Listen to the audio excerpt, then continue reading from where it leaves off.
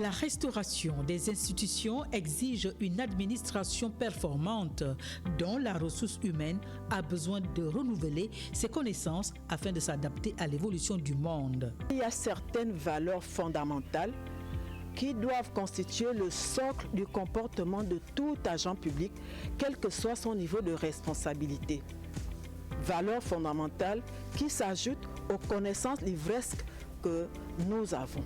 Comment se définit le champ sémantique des principes structuraux d'une administration au service de l'usager?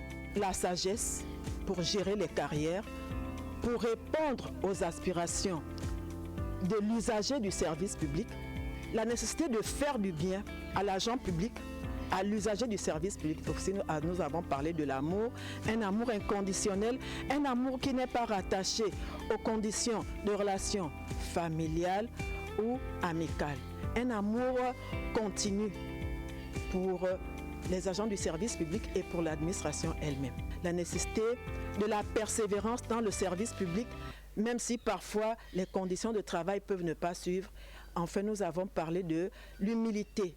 L'humilité qui précède la gloire, nous le savons tous. L'humilité vis-à-vis de la hiérarchie, vis-à-vis de nos collègues, vis-à-vis de nos collaborateurs, parce que c'est tout cet ensemble qui constitue au bon fonctionnement du service public en vue d'atteindre l'objectif de l'intérêt général. La déontologie, l'éthique et la performance d'une administration sont étroitement liées. C'est un ensemble de règles et de devoirs assis sur la morale, sur des principes moraux, favorisant le développement d'une administration dans le sens de l'amener à réaliser, à atteindre ses objectifs.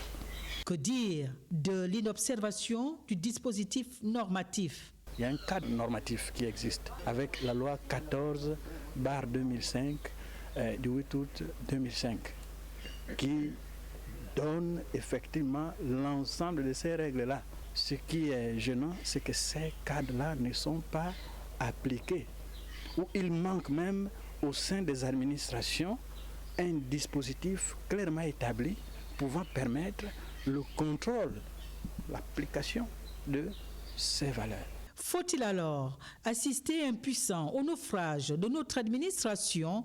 Assurément non, puisque le Gabon dispose des outils juridiques susceptibles de relever le défi.